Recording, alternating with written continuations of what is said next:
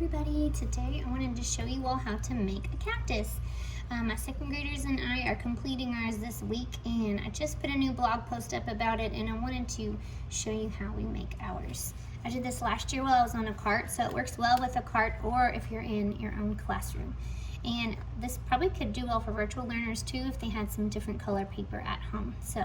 Or they could just draw everything on one white sheet of paper. It's up to you. It's your cactus. Here we go. So what I'll do is I'll give my kids a green sheet of paper. And I usually tell them to do it vertically, but you could do it horizontally if you wanted a wider cactus. But to do our taller cacti, I'm gonna start at the bottom. I'm gonna scoot over kind of like a hand width. I'm gonna start at the bottom and I'm gonna go up and over and back down. If you want a different cactus, make a different cactus.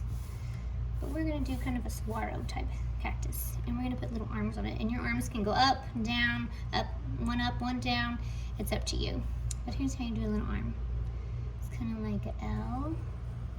By the way, I'm using a Sharpie, but if I were you, I would use a pencil so you can erase in case you mess up. I'm doing a Sharpie because it shows up better for you guys to see. So you do an L, and you curve, and you come back down past that little point, and then go back to the body. Well, hello, little cactus. Now, if you want to do the other way, you can flip your paper upside down and do the same steps. Backwards L. Go over, go down, and curve, and go back. I had some second graders make muscles on their cactus. I had second graders make an arm chopped off their cactus. And second graders even put the Statue of Liberty on their cactus head. So you can change this cactus and make it however you want. But we all drew lines together, and we talked about contour lines and how you can make the shape look a little more 3D by adding these contour lines. So the contour of a cactus would be kind of curved. So I'm going to start in the middle. I'm going to curve to the left since I'm on the left side, and I'm going to come down. And if you've ever wondered how to make kind of good straight lines, notice I'm not moving my fingers. I'm not moving my wrist. I'm kind of just dragging my arm with my shoulder and my elbow, and that helps me make a little steadier line. I'm kind of just using this as like a tripod, and this is touching my paper, so that gives me more stability. And then the one in the middle is just kind of straightish. And I'm going to do the same thing on the arms. I'm going to get here, I'm going to go a little bit further than that point and go back to the body. Curve right and go back to the body.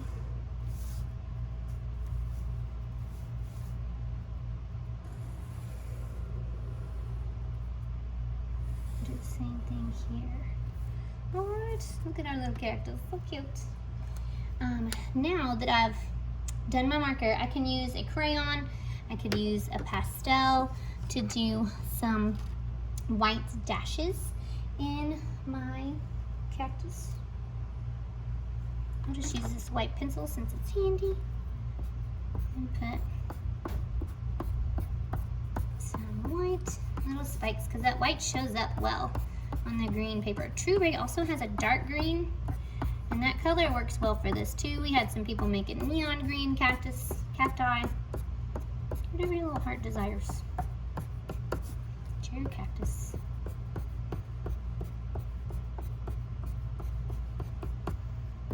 All right, look at all those little spikes. Now, we need some eyes, don't we? So I'm gonna take a piece of white paper, I'm gonna fold it so I can cut out 2 eyes at once. You could do a semicircle, you could do a circle, you could do an oval, you could do kind of a curved eye shape, whatever you want. I cut out 2 eyes at once. Could you make some big eyes? Yes. Could you make a winky eye? Yes. Oh, those are some little eyes. And then use your marker or a pencil to add the pupil part. It's gonna have some shiny eyes.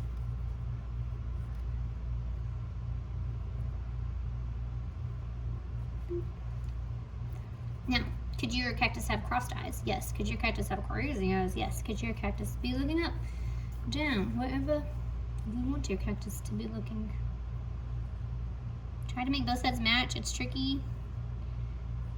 Even I can't make them match, so just do your best. I never ask for my students to be perfect. I just want them to do their best, because I'm not perfect. I told that to 3rd grade and they're like, no you're not, she does mess up. Like, thank you, yes I do. Alright, so I've got some eyes. I've got a little nose. I can do whatever kind of mouth I want. I'm just going to do a little small mouth, keep it easy. And now I'm ready to cut out my cactus. Let's see. I'm going to take these, put them to the side. Cut out my cactus. Let's see. Now, sometimes kids cut out their cactus like this.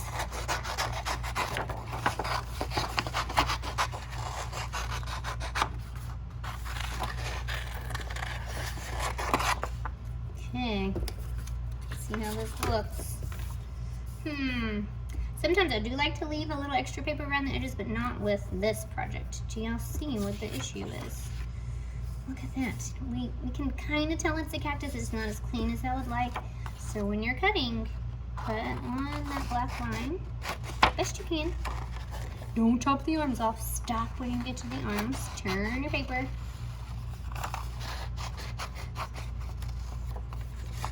If you do chop off your arms, you can always just glue them to your background. That'll be fine. Or you can be like James and just pretend your cactus lost his arm and he's gushing blood all over the place.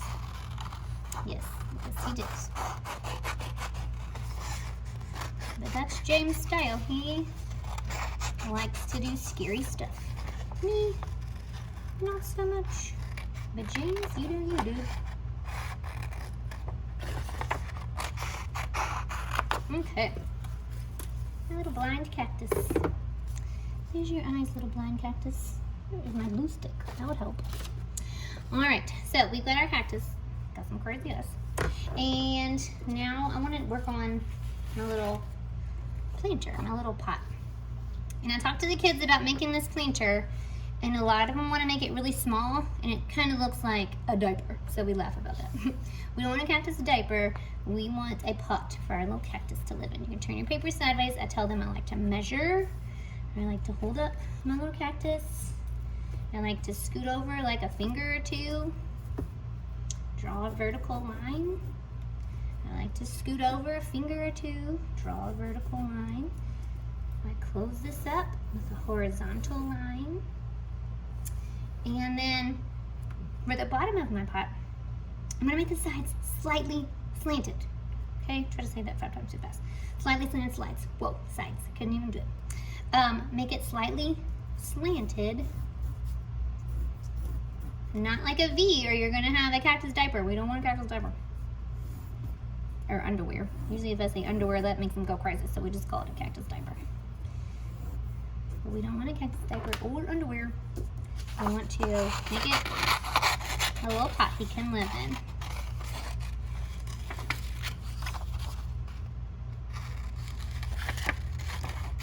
Ta-da! So that is big enough. If I make it too small, oh, that looks a little small. I mean, it still fits. I don't want any green hanging out. So I want my pot to be nice and big. And then I can use a pastel. I could use black. I could use brown. And I could shade underneath. Shade the sides. Kind of coloring lightly so that I can blend.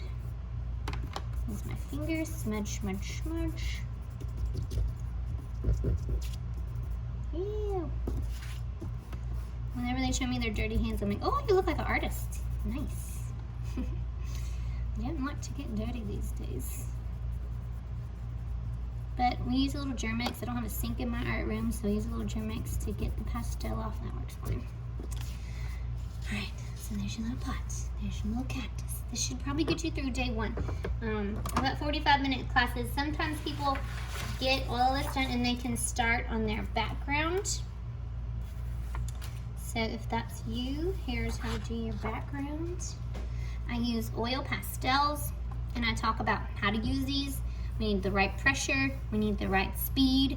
Don't just rush, don't just do it quickly. You might need to go over your lines a couple times to make them really show up. Look at these. See how I'm going back and forth? And really getting that pastel color to pop on that construction paper. I show them different examples of lines. They don't have to do my pattern. A lot of them like to. I'd rather them do their own pattern. And I tell them, pick out probably 2 colors, 2 lines. You could pick out more, yes, but try to make it a pattern. A pattern is something that repeats. So I could do a dotted line, zigzag line, dotted line, zigzag line. We talk about patterns. And sometimes still I'll get just a whole page full of random lines, but that's their art, so what can you do? They'll want to change a lot of colors or draw all the lines that we did. But most of them get it, and they'll pick 2 colors and they'll do patterns.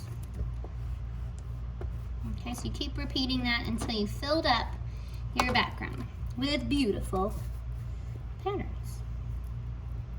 See, look, if I rush through, does that look very good? It's light, it's not colored in. I gotta take my time, I gotta do my best. Do I expect you to be perfect? No. And if you do mess up, maybe your cactus will cover it up, like that little car. All right, so once you get your whole background done, is this done? No. Once you get your whole background done, then glue your cactus and your little pot, and you could be done. Or you could add accessories. I've had people do hats, I've had people do flowers, I've had people do hearts, bows, bow ties, hair, all kinds of stuff. So you can take this a whole step further if you would like. If you're doing flowers, I'd probably draw a couple at a time. I'd fold my paper or cut a couple at a time. I showed them how to do like a little broken egg kind of flower that's facing up. Just a little zigzag. Oopsies. See, everybody messes up. Could you change your flower? Yes. Could you cut out your flower? You got to, so it shows up. Could you do a totally different flower? Yes. I'm kind of not happy with this flower, but I'm cutting it out anyways. Okay. And then you could glue it to the top of your little cactus like that. You could make a little cactus flower on top. You could draw eyelashes, eyebrows.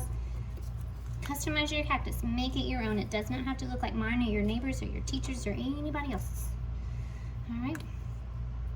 Well, thank you so much for watching and creating with me today, and I look forward to sharing another video with you soon. Talk to y'all later. Bye.